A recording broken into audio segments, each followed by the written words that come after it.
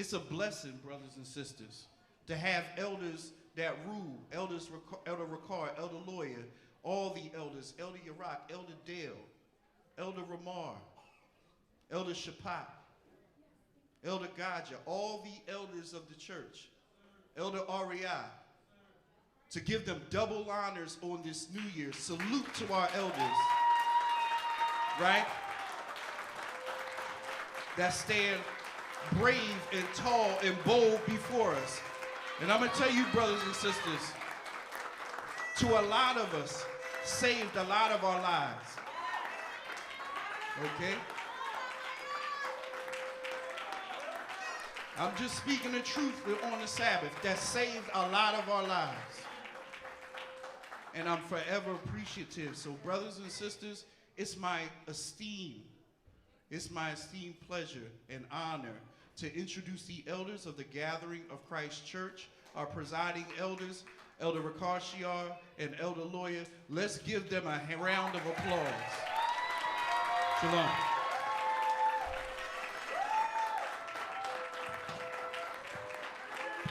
Give it up for Bishop Amath.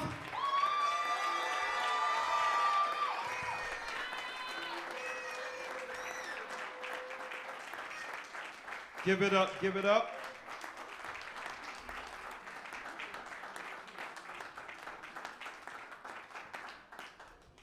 Give it up for YASHAYA, the anointed. Christ.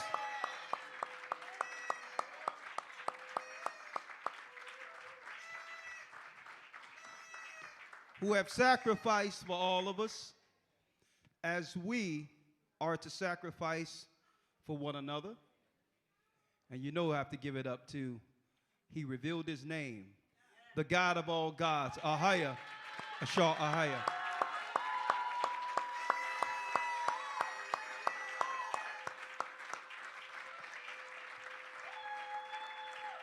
There's so many things that I wanted to talk about, right, in this new year, right? As you can see, from one year to the next, the Most High is shaping his people. He's shaping the church. We've come a long way, brothers and sisters, but guess what? We have a rough patch to go. So I thought that I would give y'all some insight as well as encouragement, okay, in this new year. There's two separate times that it's a what you would call new refreshing spirit. Noah came out of the ark in the 7th month. So we are to remember when the Most High destroyed all the wicked and evil which opposed the righteous in the 7th month, that Trump month. So that's what the Jewish people call a new year, right? In commemoration of that. That's why they do Rosh Hashanah 7th month. But that's the prophetic first day of a prophetic year. A trump, from one trump to the next until the last trump, is the 7th month. But when we came out of Egypt, the Most High proclaimed what?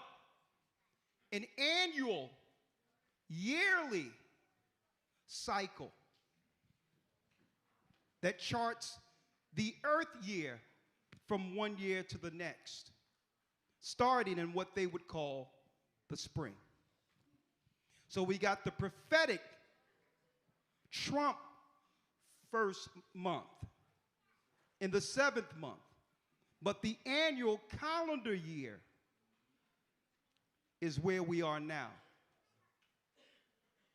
Now, I don't have to tell you, there's a reason why we are celebrating the new year now, while under Judaism, they're going to celebrate another time. and even Hebrews. And I don't really come down on that because a lot of Hebrews took their cues from what they learned from Jewish people. But all in all, the Most High have put us back on time in preparation for something greater. So that we'll know right before the end when exactly we should celebrate his Sabbaths, his holy days. Right? And now we're going into a new year. And I would like to say to all of you, I bless you, I thank you, and I want to say to all my brothers and sisters throughout the four corners of the earth, and especially those who have sacrificed in this church, Happy New Year.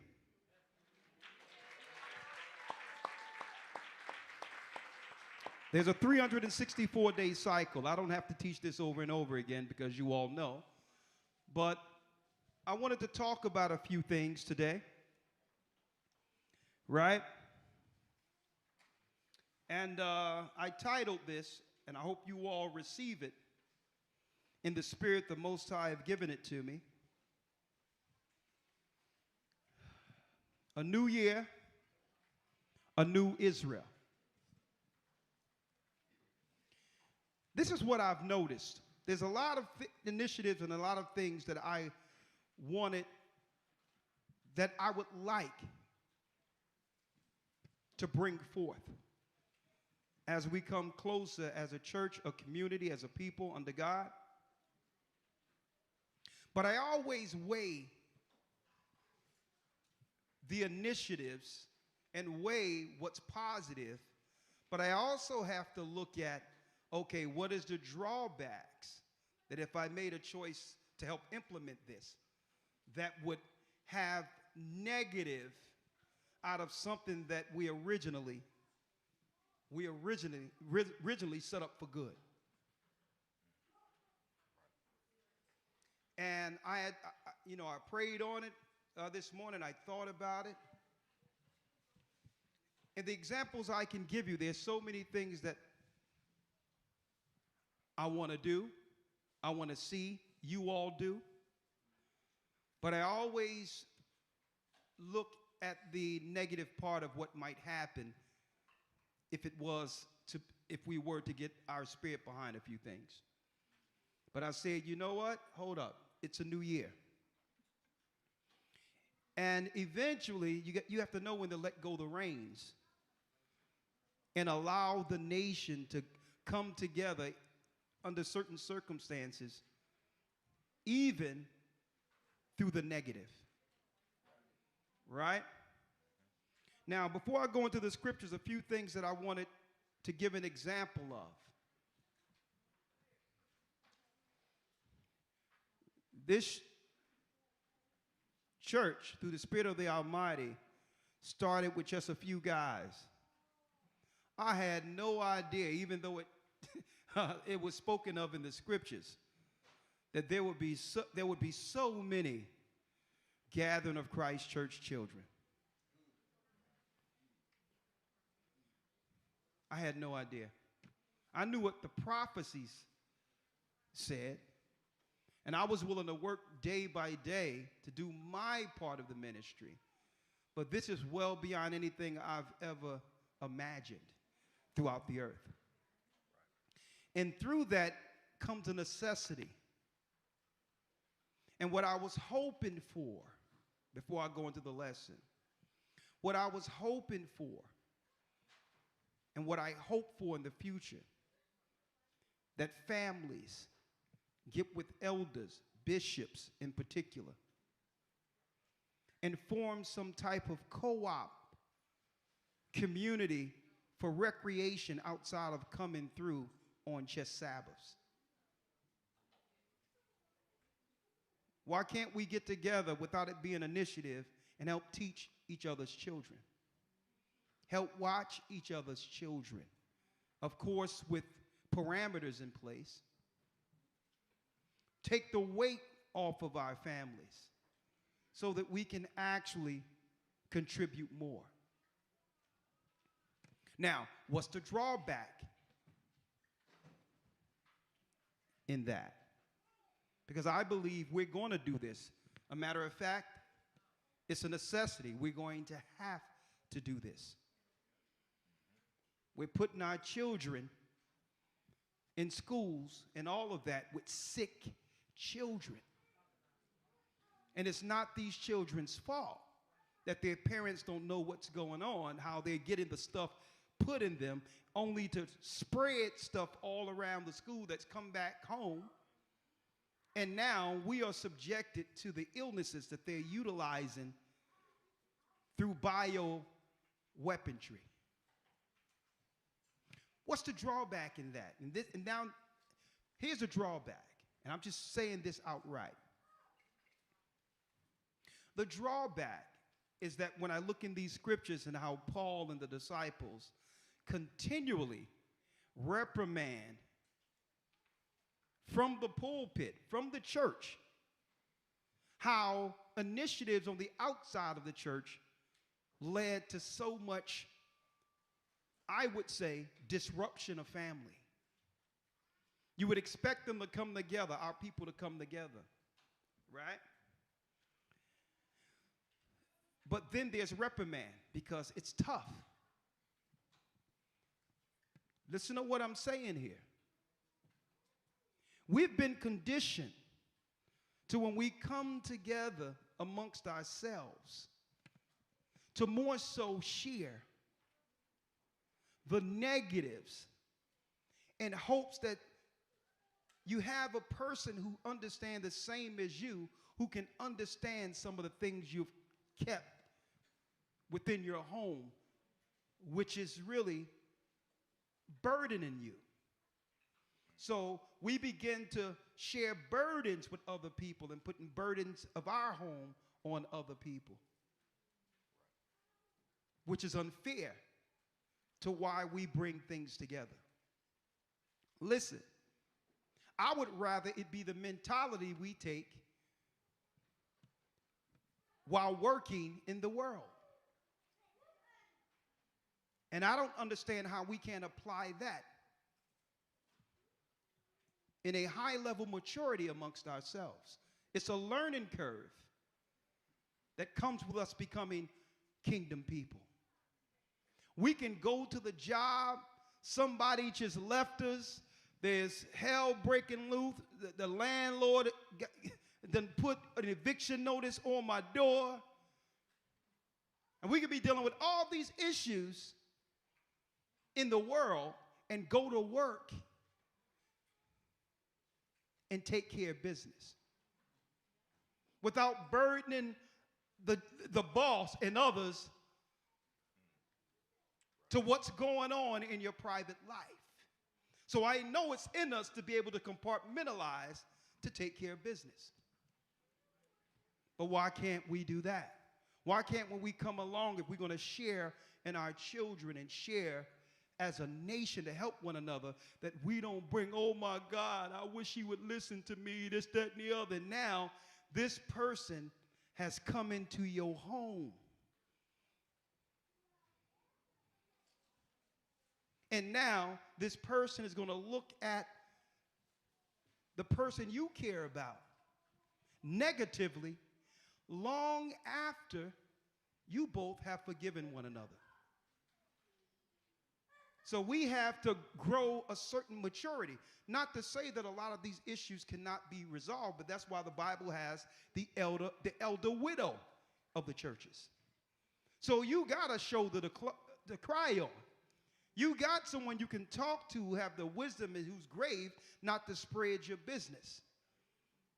And to give you an understanding through her wisdom of how you're contributing to some of what you think is a concern.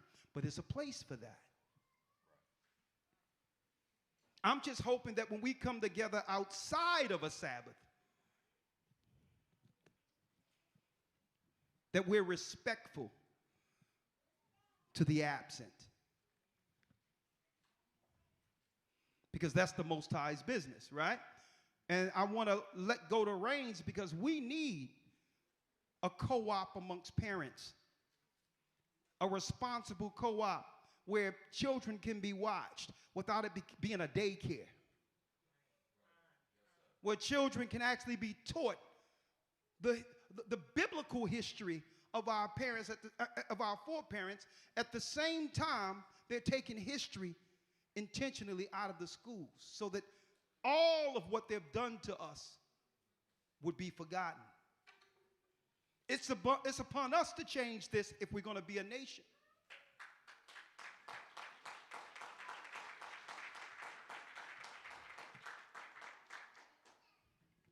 And I don't know if y'all noticed this, brothers and sisters. Right? There's a lot of negative that happens. And guess what? It's to be expected with a nation actually a metamorphosis of a people who are coming out of negative into positive. It is to be expected. No one is perfect. But it's a certain level of maturity, and I'm going to drop this on you all. You notice all the negative that we've all known have happened throughout the past, that continue to happen, and all these things. Do you all notice that when I go public, I'm respectful to the absent? Unless someone is really crossing boundaries to the point where I have to now rise up, I usually is respectful to people, even if they've done wrong, because I know I want to have the opportunity one day to embrace that brother or sister. Even when things went wrong, if we operate in the spirit of when that negative is there, it's Satan seeking to tear us apart. I want to be in what? I want to be in the sight of the Almighty when it comes to coming with our brothers and sisters and know that I don't got to sit with a brother and sister and act as if something is wrong. I mean, act like everything is right, and I'm thinking something negative against them. And the only way that can happen is if we are respectful to the absent. We don't have to deal with that guilt that comes with, I just don't like this person, and I'm fronting. And this is what I want y'all to do. I want these parents to start coming together, talking to one another, right? Talking about how we can co-opt these children and teach them. I want to see this. And not to put the burden on another family as a babysitter. Responsibility. That if we're going to do this, we have to do it together and be a man or woman of our word when it comes to raising the next generation of saints. Right? Because I'm going to tell you, it's about to get rough. Many are called, few are chosen. And I was speaking to Bishop Amoth. I called him out of the blue yesterday. And I said, you know, there's a few things that we're going to have to tighten up on. And when I say we, I mean we, including myself. We can only go but so far, and then the Most High would have stagnation to let you know that something new must get injected in this. And I said, well, okay. This is going to be a year of many battles. A year of many battles. In our private lives, it's going to be many battles, you know, on the outside of here. And I said, you know what? This is what we're going to do. And I'm going to tell you, you can tell when the support is still there, but it's just, you know, it's okay. You can tell that the people are saying, you know what? It's time for a change. And I said, you know what? All right, let's do it. I said, after the Passover, we're going to discuss this. I'm going to see how I could work my Patreon early. And what I would like to do, because it's time to raise men into serious teachers, what I would like to do is put a table up here Friday night,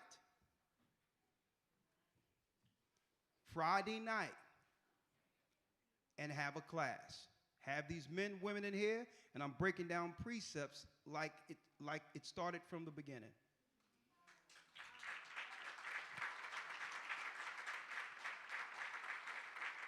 Now, either I'll do it Friday night and we'll switch it off, or I can do it Saturday like I used to, early in the morning and break these scriptures down, anoint everyone, and then go out and hit the street on Saturday.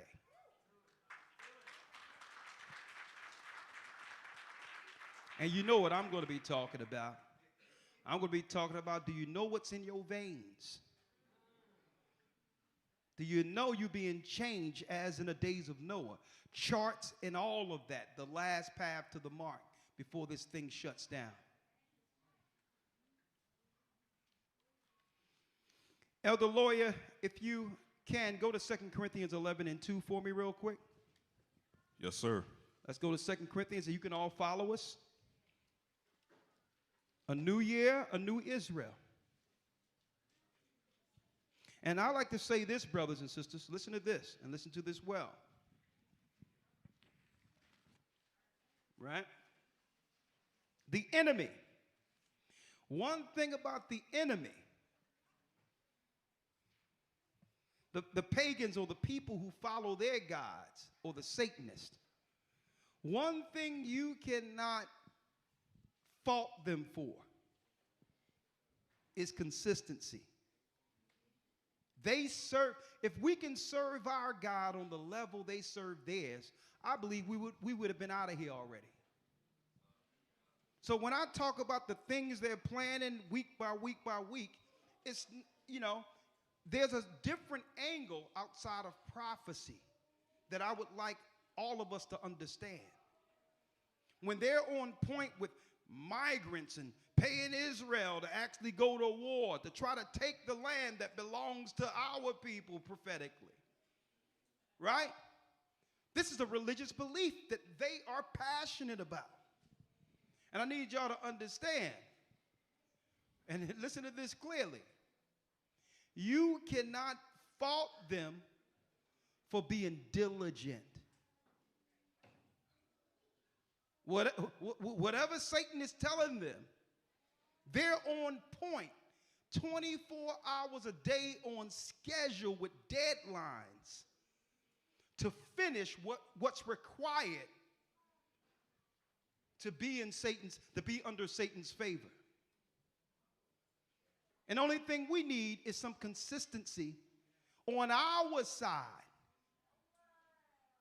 As much consistency they have serving their God, we should have the same, if not more, consistency serving ours. Okay? So we can talk about what they're doing, and yes, it isn't right, and it's targeted towards the desolation of our people. But one thing you can't knock them for is they're consistent, they're on point, and they are accomplishing exactly what they're planning. So that's a diligence they have with their God. Now, of course, they lose. But all in all, how more consistent should we be, knowing that we serve the true and living God? So the Most High pulled us all out of this world. We were all pagans. We were all diligent, operating and working and also contributing, walking around together to build the Tower of Babel. And the Most High pulled us out. It's epic. Each story that the Most High have for every individual that's written in heaven is epic. We all have a story. We all have a past. We all been through conflict individually.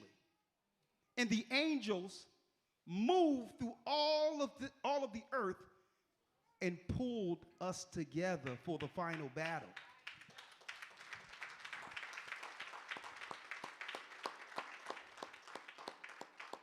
This is epic.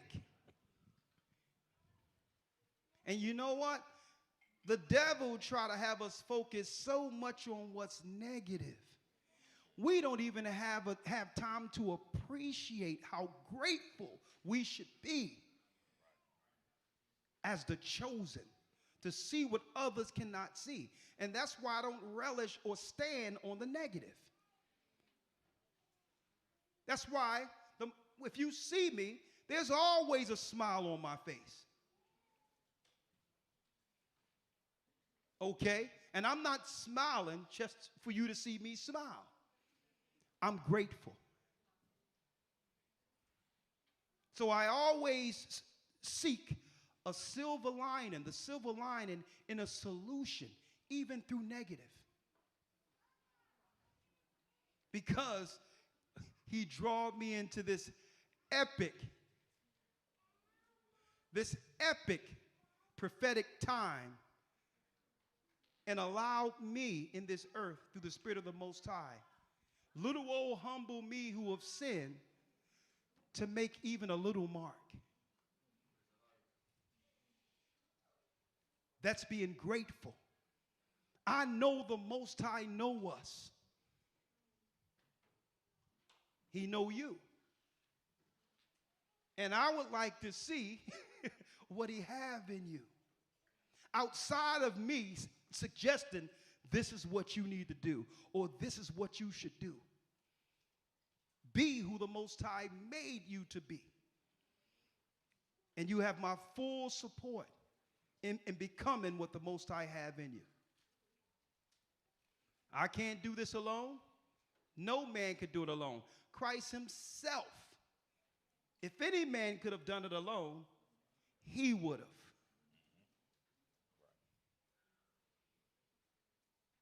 He understood that a body had to get cultivated and a doctrine instilled in the earth for his absence. But guess what? It's him directing this epic episode from heaven with his own hand, choosing each individual.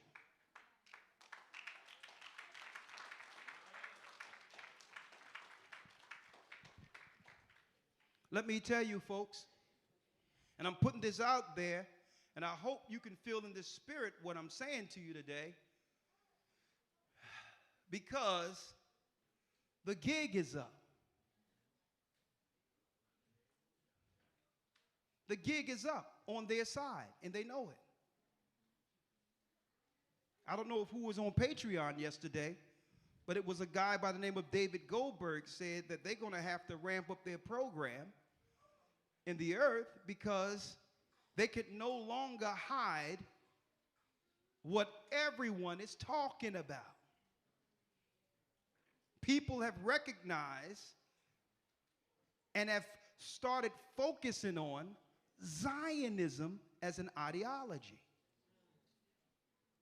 So now, if they believe that the Jewish people have a faction of Zionism that could disrupt governments as an ideology, then they'll begin to not have, they will cease to have the spiritual support they once received from the churches. Think about this. They had a political optics of righteousness because the church was stating they're the children of Israel and they should have our support. So through extension, they were able to get that land as an extension of our people who believed in them as the people. We were the people in church saying, support Israel. Hitler is the bad guy. We were the people saying, pray for Israel. And by extension, with the Most High hearing the chosen people's prayer, they got a land. But now that the people start saying, well, hold up, the people that were praying for Israel are Israel, it changes the political agendas and it takes away the spirit that's needed to support an initiative. Right. Because the children of Israel are now holding back their support. So now they're saying, well, listen, If the people aren't going to support our initiatives, then what need we have for these people? And this is why stuff started happening, where they started targeting our people and saying, well, we want to make sure these particular people get it first. All over the earth. And that's why every initiative that comes down, it's our people getting squeezed. As if all of these things aren't just by chance. It's as if what they're doing is intentional. And that's what this guy said. He said, listen, everything is planned. Nothing is by chance. The people are waking up. So we're going to have to get rid of the people. It's called the desolation according to scriptures. And I wish our people understood this in number to know how much of a threat we live under. But I can say this, regardless of what they are planning against us, I thank the Most High through the work. He's developed a family that when it all goes down, will protect one another. This church has been a blessing.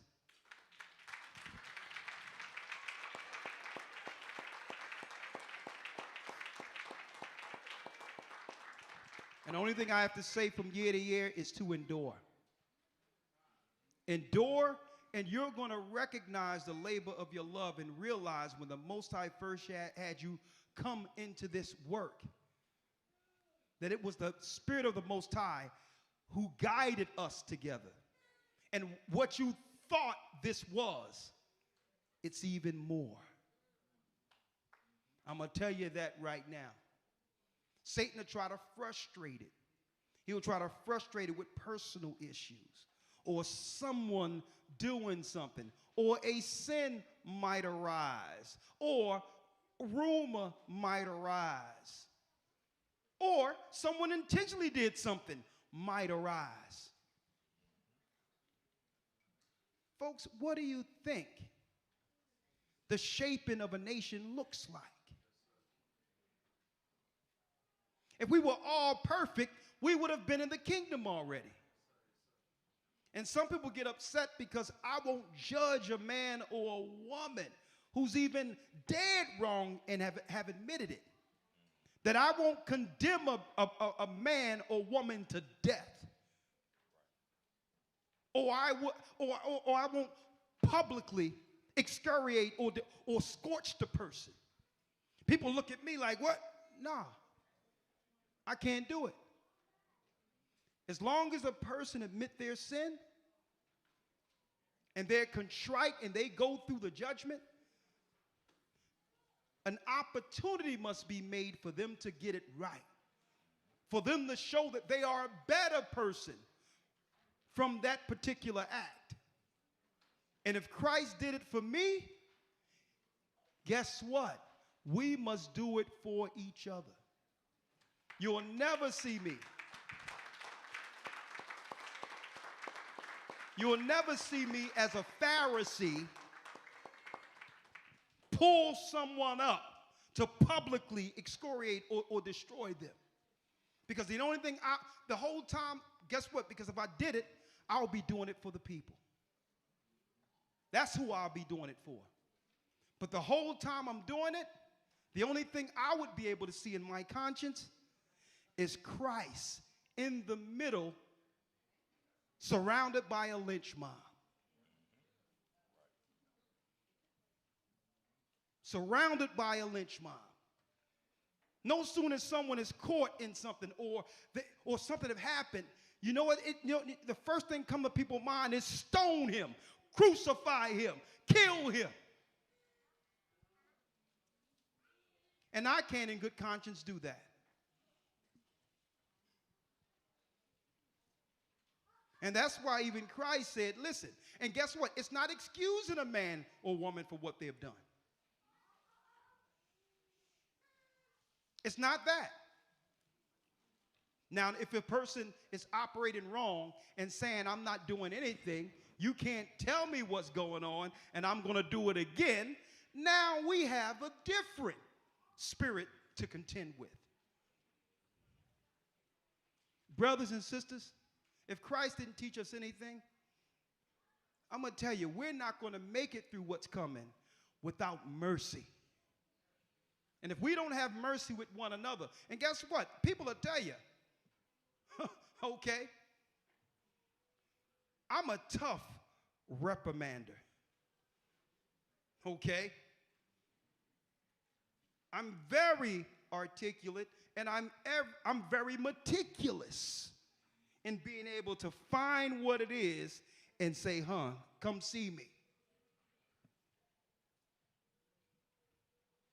But all in all, it's never done with the intention of crucifying or harming a person.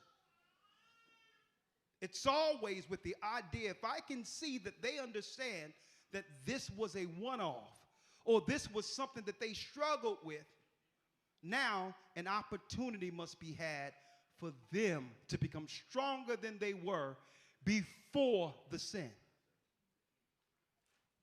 We're going to have a lot of scenarios. Look, we walked 40 years in the wilderness with Moses contending with our own people with issues. So this is how a nation is made. We're going to go, but you can't kill off and throw out everybody that's struggling with something. And then look around and wonder where the people are. Where's my help when the hell comes? We forgive one another. We help people become better in their struggle so that they're ready to defend or to be defended at the final last in this impending war. And we can only learn that by interacting and having these classes I'm about to have with you all. Because you have to learn judgment. Yes, we all must learn judgment. But judgment is tempered with mercy. Okay? Elder Lawyer, if you will, let's get 1 Corinthians 11, if you will. Yes, sir.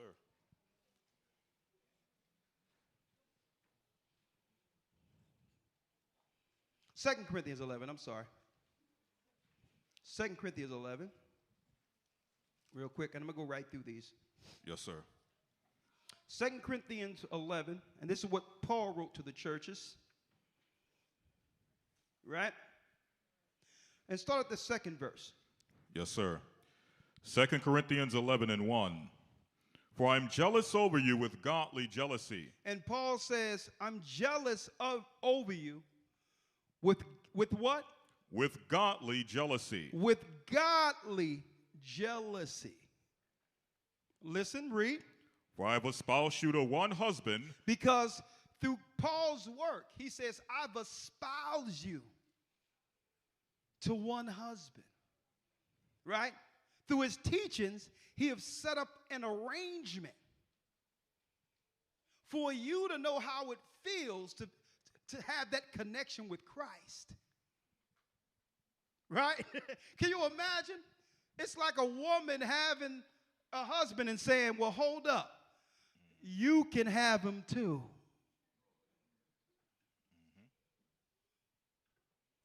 So when it says, I'm jealous, the woman's like, what? So I need y'all to understand the gravity of what the scriptures, what Paul is saying here. Right. That what? Because all of what he's seen when the Most High took him out and showed him the third heaven and showed him what happens after death and how he'll be forgiven even after destroying the church. Oh, man, I need him all to myself. But no, he can't have him all to himself. He must go out and say, well, you can have him too. You can have Christ too. And now he's jealous. He's jealous that he have to share this. Now I need y'all to think about this. Right? I'm going to tell you, But I'm going to tell you, there's gratification. There's a certain level of satisfaction that comes when you got something that you know you have to share. Like, man, I can keep it all to myself. Ooh, man, the Most High is cold right here. Man, hold up, his name is AHAYAH? Are you kidding? What? And who have we been calling on? Just imagine if he's sitting in a room, running around the room saying, the world have to hear this.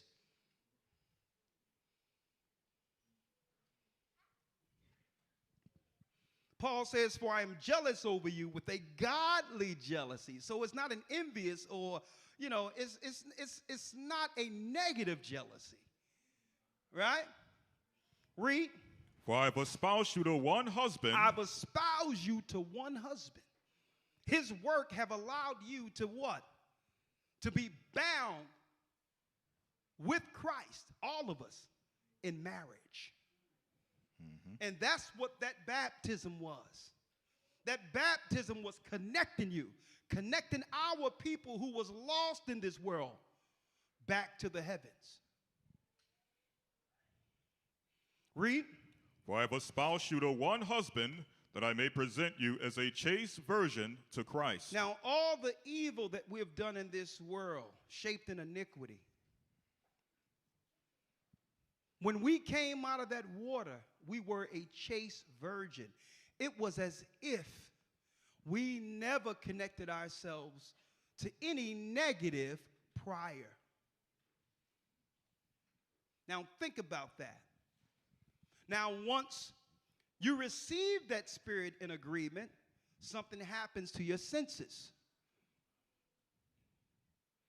Your senses when it comes to the Holy Spirit. Your conscience come alive. And now there's a higher discernment between good and evil. Right? It was a difference when we walked in ignorance. But now your conscience comes alive and you're mindful to keep. We're mindful to keep our garments white. And you all know, for those who've been married, you sisters, right?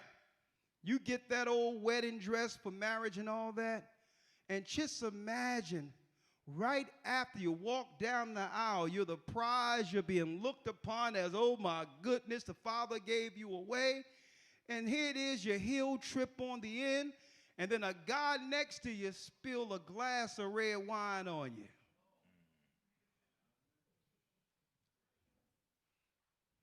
You're not going to be able to fake that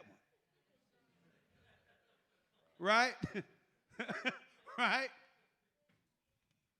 So I need you to understand how pure that is. At the Most High, what he does when you're baptized is all your negative and everything that was wrong with you. You go from red to white. And then your name shines in the book of life before the heavens, and the angels begin to celebrate. Think about that. And it's no different for me than it is for you. It's the same celebration every time. Now, you know the devil is going to try to take that away. So now, what must we do? We have to understand the dynamic. Let's go to Christ. Let's go to Matthew 25.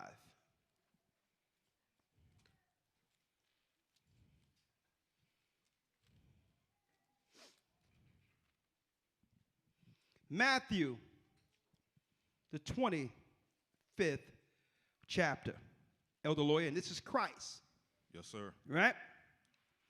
Let's start at the first verse. Yes, sir. Say Matthew 25:1. Come on. Then shall the kingdom of heaven be likened unto 10 virgins. 10 virgins. Now here's 10 that came out of that water. Right? Have been espoused to Christ. Have the same information, the same spirit, and all of the angels have celebrated each and every individual of this 10 who decided to wash themselves. Mm-hmm. Read. which took their lamps and went forth to meet the bridegroom. Come on. Verse 2. And 5 of them were wise, and 5 were foolish. 5 were wise, and 5 were foolish. They all have the same information, the same spirit, all of that. But the wise ones, in particular, values Christ washing sins and connecting themselves to them. And they're saying, for no reason, through these trials, tribulation that leads to the kingdom, will I lose this relationship. And here's the reality of it. When you are espoused to Christ, you are also married to his body. So you can't say you're married to Christ and you're separated from his body. That means all the ups and downs and what you have to do to drag this white body into the kingdom for the change, guess what? It's necessary. You don't look at your arm when there's a sword there and be like, I'm not going to need that. Elder lawyer, go ahead, take a machete, take my arm off. Nah, it just need healing because I'm going to need my arm. But the devil will have us believe that you can cut off the body and the body becomes stronger. No. When you marry the positives, the negatives, and everything. It comes with that relationship. And you heal what's wrong so that the body becomes stronger. You think about it. I'm still waiting for someone to cut a branch off a tree and plant that sucker and see if it turns into a tree. I'm still waiting for that. It won't happen. So good, bad, or indifference, I understand that when the Most High gave me a work to do, that this is my lot. Whether it be good, bad, positive, negative, these are our people who have come through tribulation, and none of us are going to be perfect. And that we must work with one another to achieve perfection. Be patient with one another.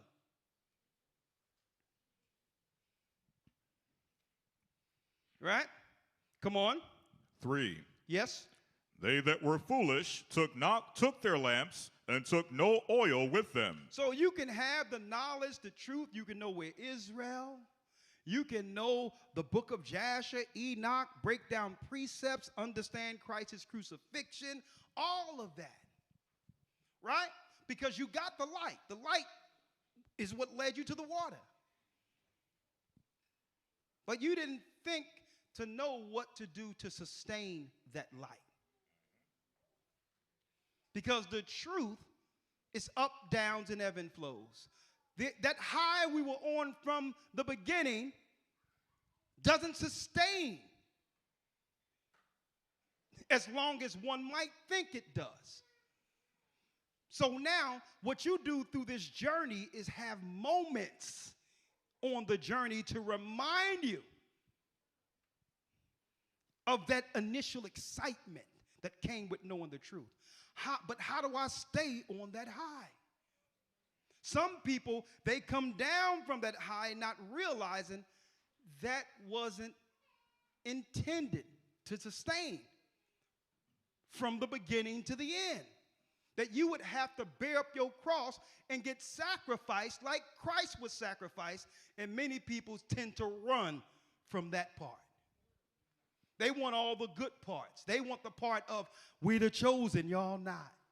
We got the law, y'all. They like all the good stuff that they can actually feel proud about, not realizing the chastening that brings you down is just as important. And many people run like, man, this thing ain't what I thought it was going to be, man. Then you start looking at it. Is it? No. It's exactly what you thought it was. look at the guy or the woman in this truth now, right? Who's at the beginning like you were. You'll see where all the motivation and excitement is. So it's still there. But you have people who don't know how to keep their light shining, don't know how to actually what? Nurture that particular spirit that was given you, how to grow that spirit that was given you, and you stay stagnant. And then you look, so something must be wrong with everything else. But no, I'm going to show you what happened, because it happens all the time, and it even happened to me. You hit a wall and you start to question things. That's Satan.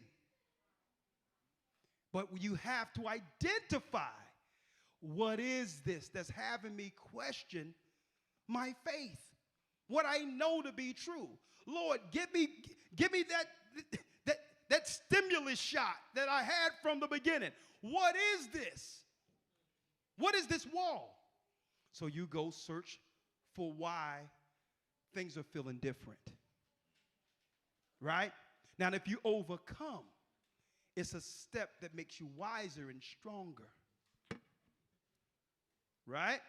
If you don't overcome, you're knocked backward to the point where you are I'm going to tell you, levels down from the time you actually went to the water. You have to now work your way up to where you were when you decided to be baptized. So you have to quantify and ask yourself, what is that? Because we've all experienced it, who have tenure in this work and realize when you've taken as many steps as we have in this truth, you realize what Paul meant when he stated, I am a prisoner. There is no option. There is nothing else for me. So I better make do with what the Most High given me in this body, because I don't get another one of these, this opportunity. So we ask, well, what it is. What stagnate people? Hold that, Elder Lawyer. Yes, this sir. came out of nowhere, but I got to get it. And then we're going back to Matthew. Yes, sir. Let's go to Ezekiel 3. What is this? What is that wall we hit of stagnation? And then we start to look around and believe it's everyone else. Right? Something must be wrong, because you know how spiritual I am. Right. So if I don't feel the way I used to feel, right, then I got to look around and try to figure out what's wrong up in here. Mm-hmm. Right? Hold on. As a matter of fact, I don't even got to get it. Elder Lawyer, read Ezekiel 3 and 1. I know what it says. Go ahead, Yes, read sir. it. Ezekiel 3 and 1. I'm going to stay at Matthew 25. Go ahead. Yes, sir. Ezekiel 3 and 1. Come on. Moreover, he said unto me, Son of man, eat that thou findest. Eat that thou findest. Go on. Eat this roll. Eat this roll. So in the old times, it wasn't books. These weren't books. These were scrolls. Mm-hmm. So he says, yeah, you got it. Eat this roll. Go study this Bible. Go study the prophets. Read. And go speak unto the house of Israel. And go speak to the house of Israel. Learn the word. Read. Verse 2, so I opened my mouth, and he caused me to eat that roll. So now you eat that roll, and you're like, man, look at this. We Israel, man, we the lost tribes. Man, those people are converts. Mm-hmm. They're pagans. Man, slave ships, you go into the Bible like, Lord, we're truly the people. And then you start following the law, and your diet change, and you begin to feel healthier. Your mind becomes clear, right? So it's all good. Read. 3, and he said unto me, Son of man, cause thy belly to eat, and fill thy bowels with this roll. That's our initial excitement right there. When we get this truth and learn everything the world has hid from us. But we believe that high should be sustained throughout our time in the truth. Right. No, that's just a stage. That's a phase that you only get once in a while, like opportunities like this. This now reminds me of how I felt from the beginning when we came together. Like you get these reminders of why we've come together, but it don't sustain like it was when you first got married. And see, that's why Christ give you this example of that virgin being given to the bridegroom. Because a lot of our people think that when you get married, that high and that honeymoon is what the marriage is. And it's not. It's the initial spirit of curiosity and mystery that comes with a new person to go on a journey with. But you can't expect that to sustain. So that's the example, because everyone deal with the newness and be like, man, he changed, she changed. Yeah, you both changed. Y'all married now. Okay. Right. This is what it is. Problem solving, issues, bills, other people in your business. Where you been at last night? Where you going? This is what it is. Right? But we always look at that initial high and believe that's reality. So first, you what? You eat that roll, the excitement, it goes into the belly, and read, Elder Lawyer. Then did I eat, and it was in my mouth as honey for sweetness. Oh, was it sweet, knowing this truth from the beginning? Read. And he said unto me, Son of man, go get thee unto the house of Israel, and speak my words unto them. Hold up, I think you missed something, right? I'm going to go back, verse 3. Yep. In fact, I'll read verse 2. Yep. So I opened my mouth, and he caused me to eat that roll, and he said unto me, Son of man, cause thy belly to eat, and fill thy bowels with this roll that I give thee. Then did I eat, and it was in my mouth as honey for sweetness. It was in my mouth as honey and sweetness. Read. And he said unto me, Son of man, go get thee unto the house of Israel, and speak my words unto them. Come on. For thou art not sent unto a people of a strange speech and of a hard language, but unto the house of Israel. Come on. But keep in mind, it starts off sweet, but now you have to deal with the people. Okay, let's get it. Yes, sir. Revelation 10 and 9. Revelations 10 and 9. Let's read it. And I went unto the angel, and he said unto me, Give me the little book. And he said unto me, Take it and eat it up. Take it and eat it up. Same precept to it, right? Same thing. Read. And it shall make thy belly bitter. But it shall make thy belly bitter. But so it starts off all good. But now you have to deal with the negative that comes with knowing the truth. It was one time that you thought all of this was just relative when it came to how people are interacting around you, family or whatever the case is. It becomes bitter when you found the truth and you begin to interact with those same exact people. And now you're seeking to change them. What you don't realize is that these were the same people the Most High moved you from while he opened your eyes. They didn't change. You changed. So when you realize this, it becomes evident, seeing what you're witnessing and saying, it's easy to be seen. And you go to them and say, well, hold up, you shouldn't be doing this. And they looking at you like, hold up, you don't know me? I've always done this. I did this with you. So we look at these people as if they're strangers, not realizing we have changed. And that's where the bitterness start coming in. It becomes bitter. Because you would expect, okay, let's all celebrate us being Israel and get the Hades out of captivity, right?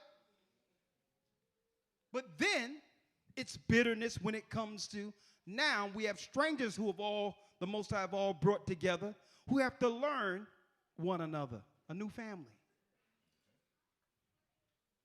And you expect someone to know what you've been through as if they lived and they lived your life growing up. And that you don't know me. I need you to understand me. Nah. We were all baptized into Christ with newness of life. And you and I got rid of the person you claim I'm supposed to understand. Our relationship starts now.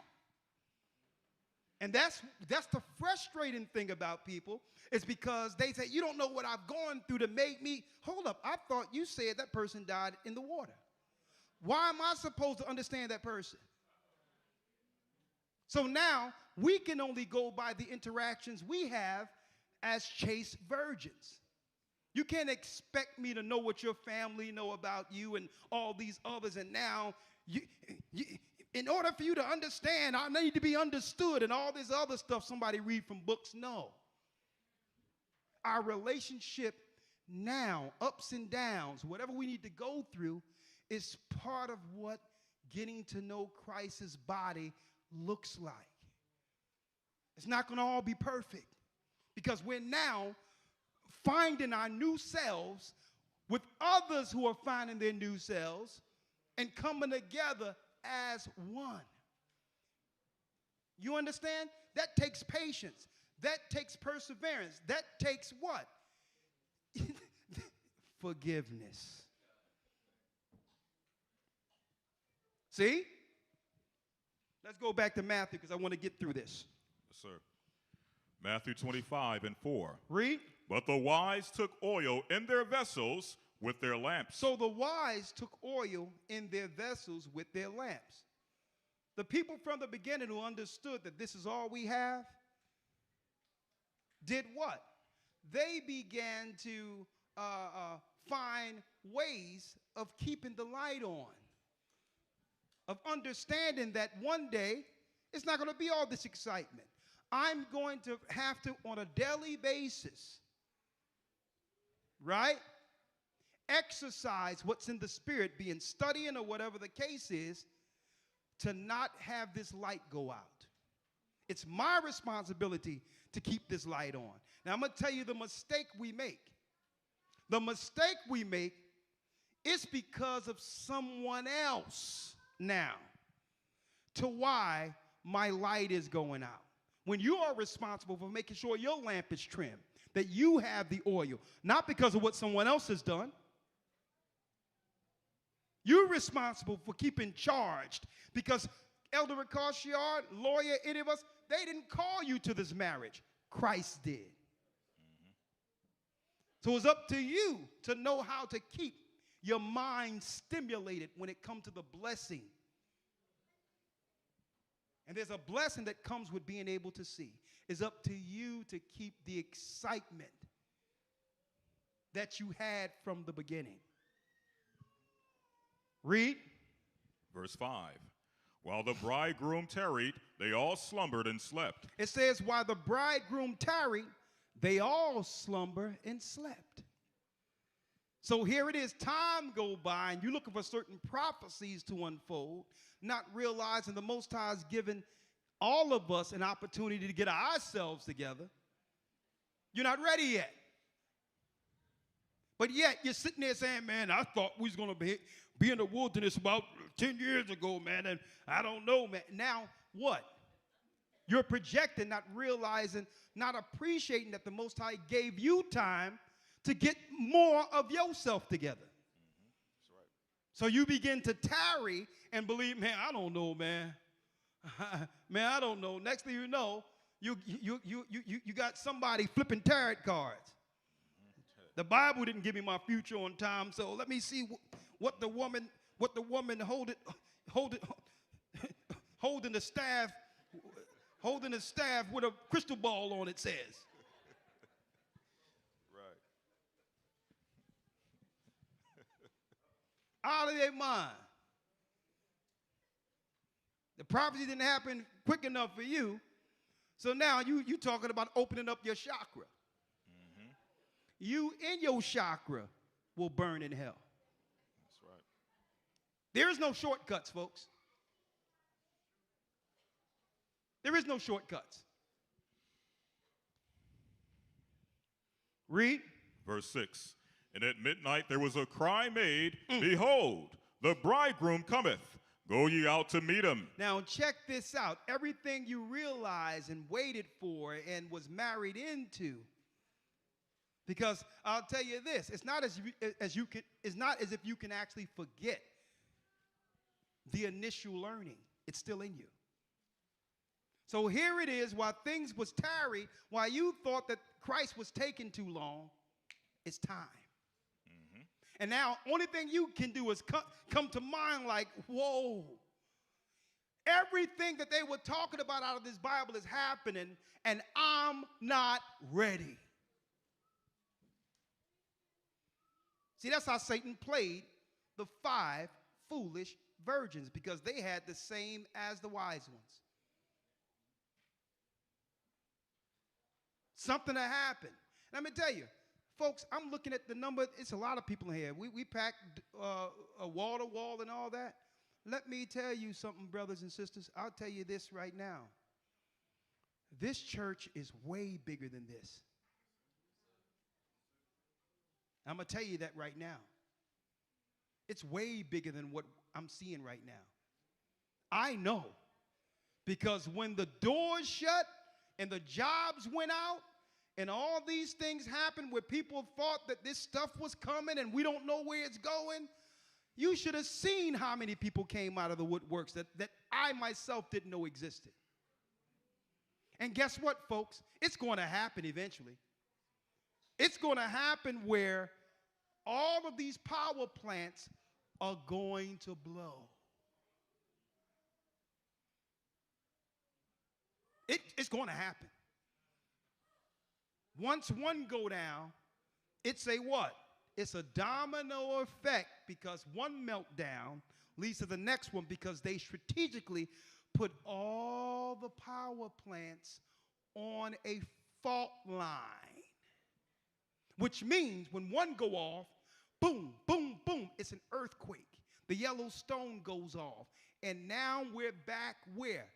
We're back below third world.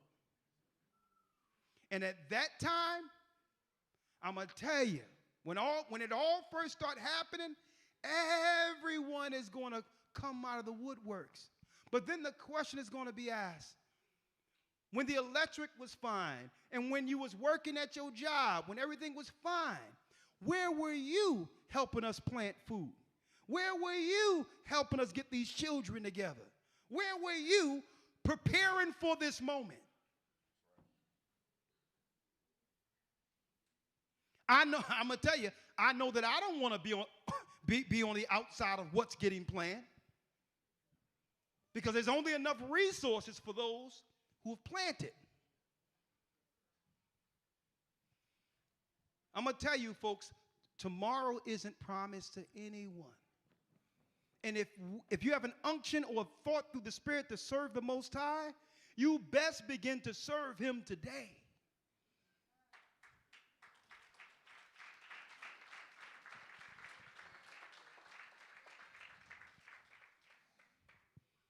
Because we're going to make sure through the Spirit of the Almighty, because guess what?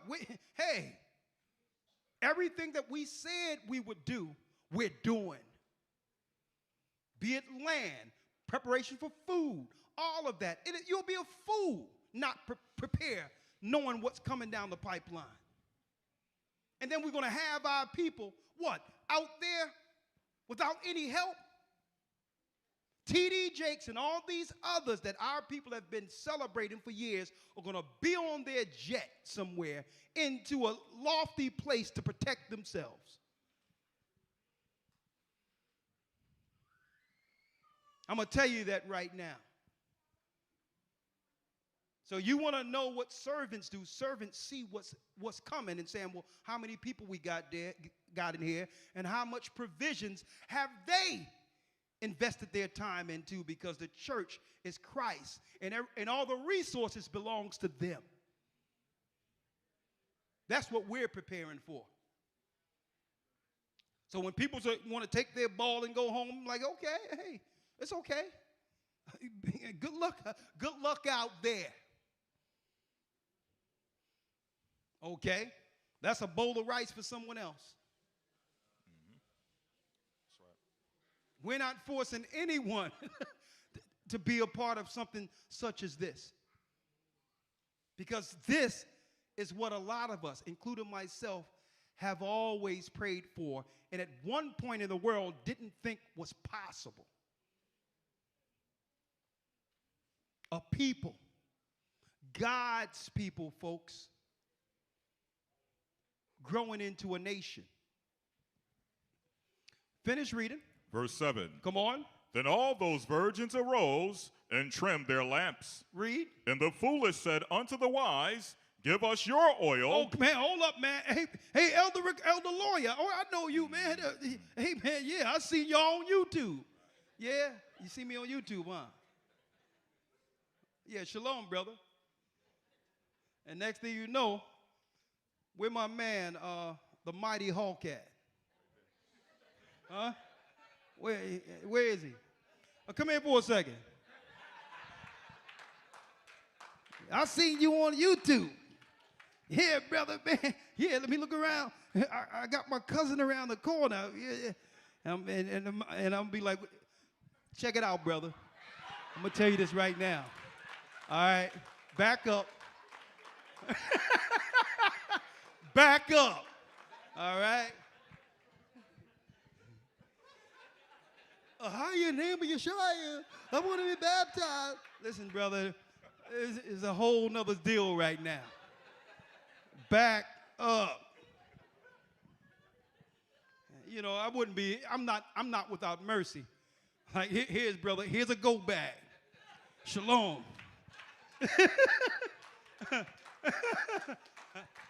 You ain't coming here with this hot mess. Here's a go bag. Okay? He's sitting there at night. He got one of those silver blankets, them plastic joints in a corner, just getting himself together. You'll be all right, my brother. There's a body warmer in there, okay? That's how we doing it. Finish reading. Yes, sir, verse 8. And the foolish said unto the wise, give us your oil. Give me some. For our lamps. Now, don't forget, this person was there with us in the beginning. Had the same opportunity to build with us. Right? Read. For our lamps are gone out. But the wise answered, saying, not so, lest there be not enough for us and you. Listen, man, we prepared enough for us. All due respect. YouTube been shut down for months. Okay? Shalom. Come on, man, that ain't Christ. I mean, listen, brother, it's all good. Here's a go bag. Okay? Read. But go ye rather to them that sell and buy for yourselves. There you go. You got to start from what you got to do. You got the truth. Hey, the truth got us the provisions and the resources we have. So you go start from where you were. And if the Most High's with you, I'll meet you somewhere near the wilderness. Right? Read. Verse 10. And while they went to buy, the bridegroom came. Come on. And they that were ready went in with him to the marriage. And they that were ready went in. That means these were the people who kept their lanterns trimmed, their lights on, good, bad, or indifferent. They went through shame, ridicule, disrespect, but no matter what, they had good times and bad times, But they stuck around. They worked. They believed. They had the faith in what the Most High showed them from the beginning. They persevered. Is that fair that someone who's wasting their time and isn't a part of anything reap the benefits? No, our God is an equitable God. He gave you an opportunity to build on something. And now you want to come and take from others. Read. And while they went to buy, the bridegroom came, and they that were ready went in with him to the marriage. Come on. And the door was shut. And the door was shut. Afterward came also the other virgin, saying, Lord, Lord, open to us. Open to us. Read. But he answered and said, Verily I say unto you, I know you not. I don't know you. Now imagine Christ saying this. A lot of y'all, elder, what are you talking about, man? At least I give you a go bag. Okay. Christ is saying, I don't know you. How dare you receive the understanding that have been withheld from the world and not do something with it?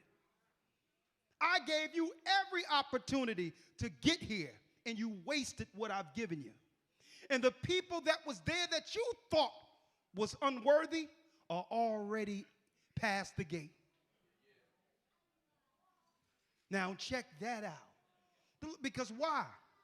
You don't start a work in Christ and turn back. That means you never believed in the first place. You don't start a work in Christ and believe that you can go back in a world where there's nothing to go back into.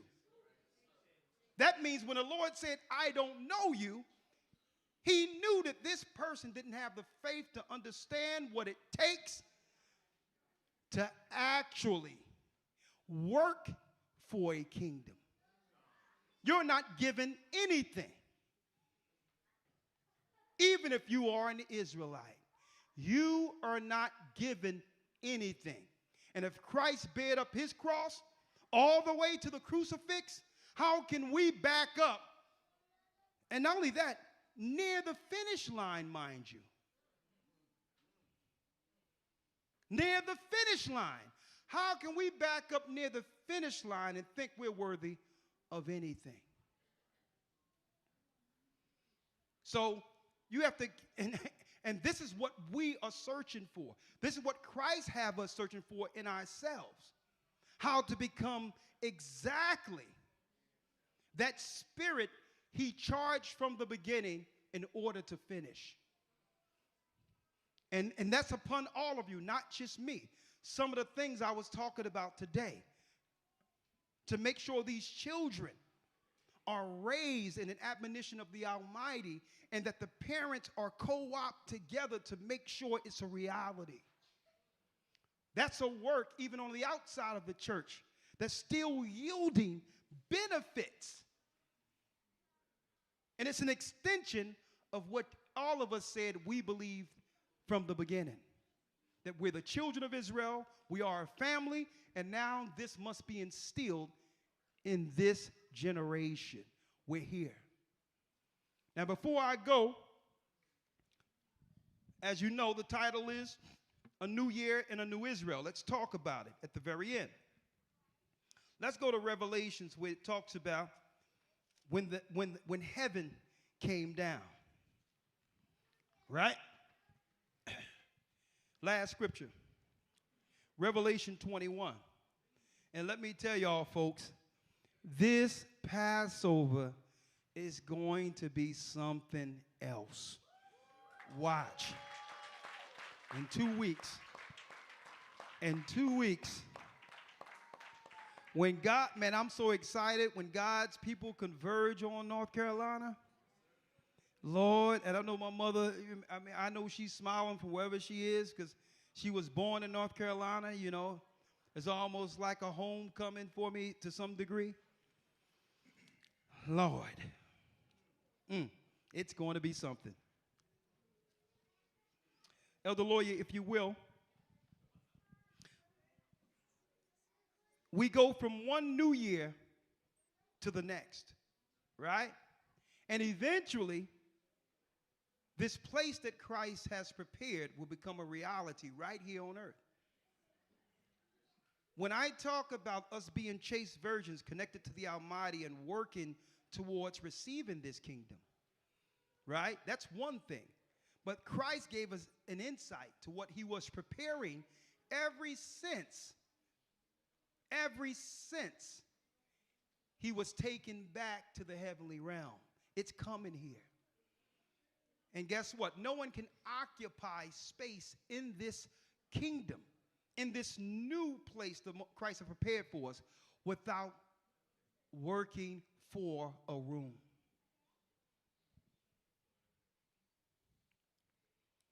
Let's read it, Elder Lloyd, Revelation 21:1. And I saw. Yes, sir. Revelation 21:1.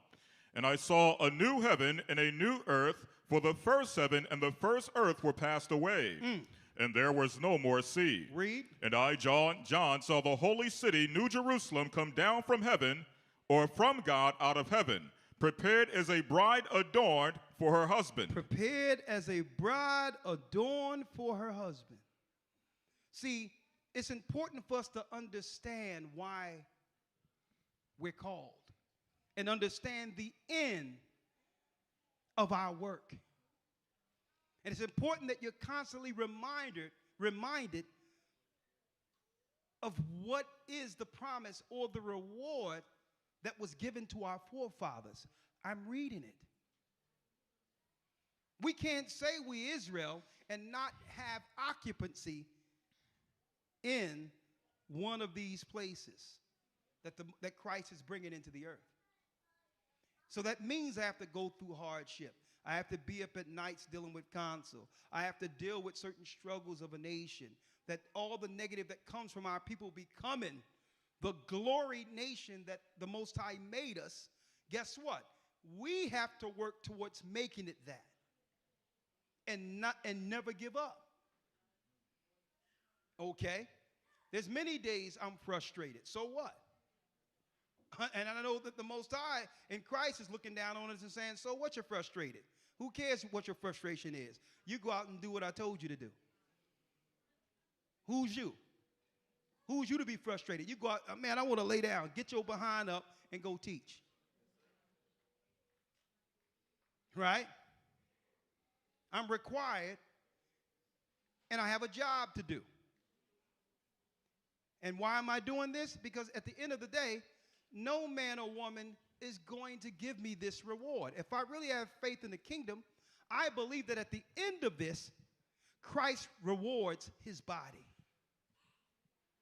And I'm just a part of it. Read. 3.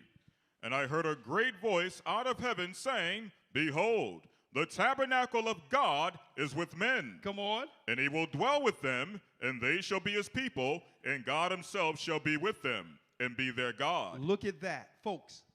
The sides of the north is already there. That place, the place we will inhabit, has already been built. We're going to look up, and it's going to come into existence in our realm. It's leaving the north, and it's going to come through gates, and we're going to look and see the city. It'll be here. All the heavenly realm, I'm talking about the tabernacle, all of that will be amongst men.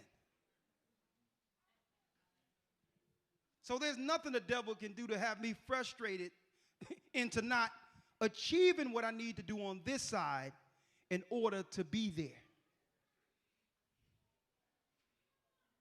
Okay? And this is my constant reminder of what the truth is. If you really believe in Christ, you believe that this is coming. Right? We got the communion? We got communion today? Okay, we're about to do it. Read. Verse 4. And God shall wipe away all tears from their eyes. Come on. And there shall be no more death, neither sorrow, nor crying, neither shall there be any more pain, for the former things are passed away. So all the frustration ends at that point. That's when there's no more worrying about what the devil is planning against us. He's been defeated. But we have to make it there. Right now, the devil is still disrupting, causing dissension, doubt, lack of faith. But we must work through all of this in order to receive what I'm reading right here. But the question is there, how many people truly believe this will come into existence? Right? That's the question. And we'll leave it out there because everyone will raise their hand right now. Ye that endure unto the end, the same shall be saved.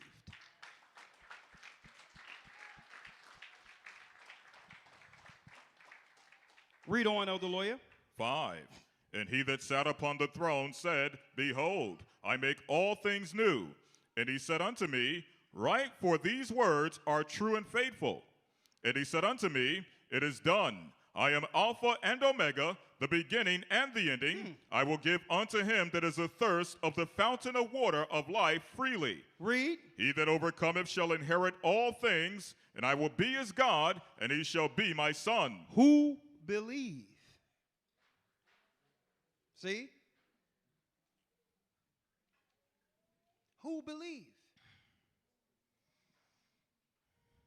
And I know, guess what? None of us are perfect. I know some people look at certain scenarios and judgments and say, man, YASHAYA should have did this, or YASHAYA should have did that. Why they allow this, or why they allow that?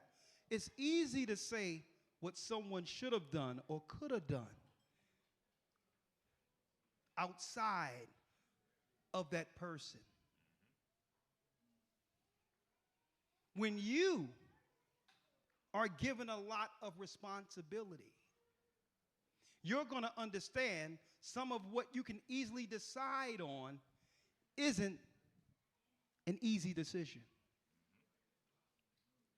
And you can only understand if it's on you to know why some decisions are made. And a lot of decisions that are made, yes, we use the law, but we also have the Holy Spirit to make sure that the judgments are equitable and righteous. And unless you're in a position over so many people, you don't understand why certain judgments are. You don't understand what is the private relationship or the private conversations that you might not be privy to that led to this particular decision. Right? And I'm putting that because it's going to take trust. It's going to take trust. All through the journey, even us in the wilderness, we couldn't get too far because the murmuring was happening continually concerning, well, he should be doing it this way. He should be doing it that way. To a point where the Levites, some of them went and said, you know what? We're going to make our own area of sacrifice and praise. You're not the only one. We can do this too. It's going to take a level of trust. Read. Verse 8. Come on. But the fearful and the unbelieving and the abominable and murderers and whoremongers and sorcerers and idolaters and liars shall have their part in the lake of fire, which burneth with fire and brimstone, which is the second death. Which is the second death. Read 9. Verse 9. And there. And there came unto me one of the angels, of the 7 angels, which had the 7 vials, full of the 7 last plagues, and talked with me, saying, Come hither, I will show thee the bride, the Lamb's wife. I will. Now this is the bride. This is those who have made it into this promise, this kingdom. Now, Elder Lawyer, I need you to go straight down to where it tell you the measurement is what? The gates are what? Verse 12. Verse 12. Yes, sir. And he had a high wall and had 12 gates, and at the gates 12 angels. At the gates were 12 angels. And names written thereon which are the names of the 12 tribes of the children of Israel. Which is the name of the 12 tribes of Israel. The address will be the 12 tribes of Israel. The question is, what are you willing to endure through to get a room? The Gentiles are around in the outer courts, but only the 12 tribes will inhabit the city. So I'm saying this, that, hey, we're in a new year. Let's work to be different to some degree and encouraging each other, right? To be a new Israel starting now, so that we can look back a year from now, if it be the Most High's will, to see how much more this body has contributed to the growth of our church and our nation. Happy New Year.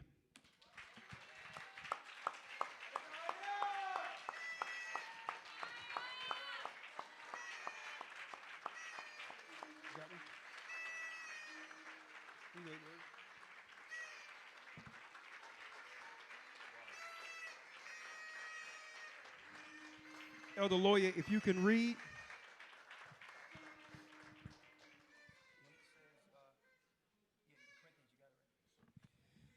And I would like to say this is our communion for the new year. I hope you all are blessed.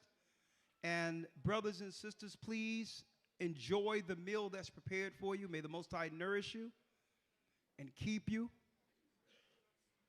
And I need you all to know personally, and this is with anyone who have ever been a part of the church or who's in the church throughout the four corners of the earth, that I can say honestly,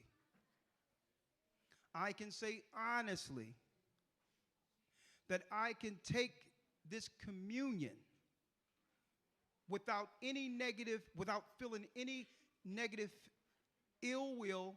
My conscience is clear, and that I have nothing against anyone that I haven't already dealt with. Okay?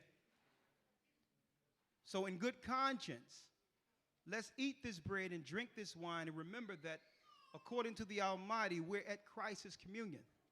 We're at his Last Supper. And understand our obligation one towards another. Let's make it another year. Okay? Let's do it one day at a time, one Sabbath at a time, one holy day at a time, 1 year at a time. But let's do it together. If there's any issues, the Bible tell you, if someone is caught in a fault or has a fault, ye which are spiritual, restore that man or woman in the spirit of meekness, considering thyself, lest thou also be tempted. Which means, people are going to do wrong. People may offend you. But make sure you go to them in the spirit of humility, so to gain a person, instead of using that circumstance to have you believe that person, that brother or sister, is an enemy. They aren't an enemy. They're part of the body. They may need healing, but they're still part of the body. Okay? Elder Lawyer, if you can read this. Yes, sir. 1 Corinthians 11:23. For I have received of the Lord that which I have also delivered unto you, that the Lord YASHAYA, the same night in which he was betrayed, took bread. And when he had given thanks, he brake it and said, Take, eat. This is my body, which is broken for you. This do in remembrance of me. The water, AHAYAH, in the name of YASHAYA, for your son, and thank you for your sacrifice. Y'all don't have one? Well, get it going. They should have had it first. Okay, I'm going to ask, who doesn't have bread and wine? Get it to them, please. Come on now. From now on, we're going to make sure that it's on the table in advance, like it should be.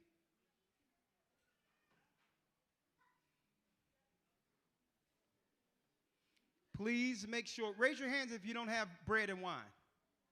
Thank you. I appreciate it, young man, getting them. the communion, the bread, and the wine. Thank you. And man, let me tell you, that choir is something different up in here. Lord.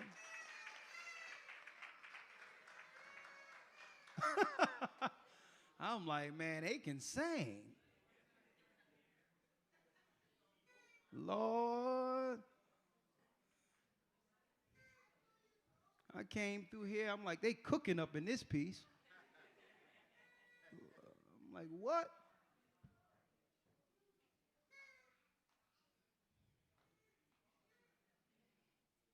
Okay, does everyone have bread and wine? Raise your hand if you're still waiting. Just keep your hands up so they can get it to you. Thank you.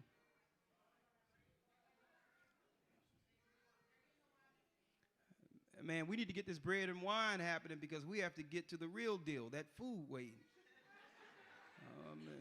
What's going on here?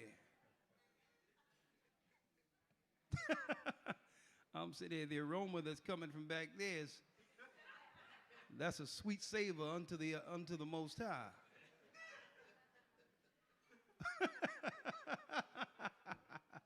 When it said that sweet savor went up, it's like Levi just threw some sauce on that lamb.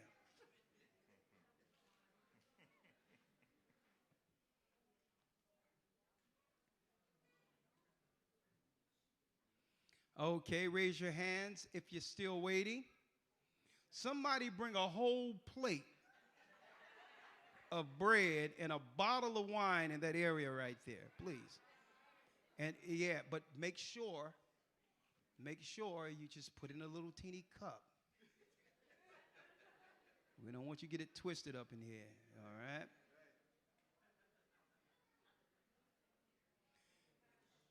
Man, y'all should have been up on this one. I don't understand. Maybe I don't know. But you know what? You know what? I'm feeling good today. And I'm not going to let anything move me negatively. The person that's not getting that bread and wine is still a part of the body. And I'm not going to feel frustrated. The spirit of love and forgiveness is upon me. All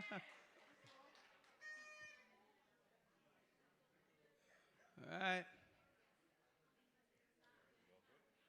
Now we got to wait. Hands raised, hands raised. Let me see it. Oh, there it is. Okay, some people are taking some initiative around here.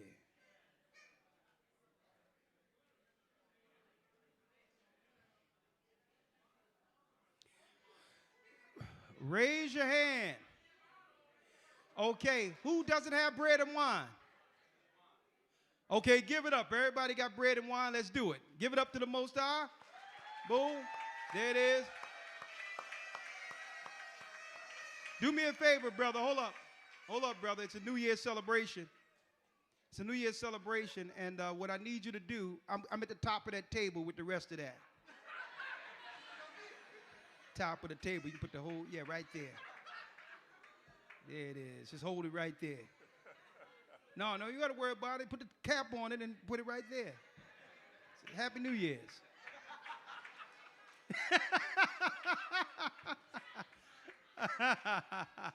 Y'all something else. All right, Elder Lawyer. Everyone have bread and wine, right? My people. Blessings. Let's do it, Elder Lawyer. All right. And when he had given thanks, he brake it and said, Take, eat. This is my body, which is broken for you. This do ye in remembrance of me.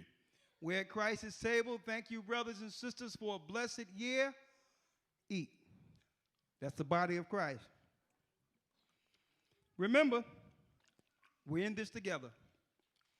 Go ahead, Elder Lawyer. After the same manner also he took the cup when he had supped, saying, This cup is the New Testament in my blood. This do ye as oft as ye drink it in remembrance of me. Christ shed his blood. He shed his blood for the sins of our nation. And through this, here's an opportunity for Christ's body to unite as a church. What a blessing. Drink, brothers and sisters.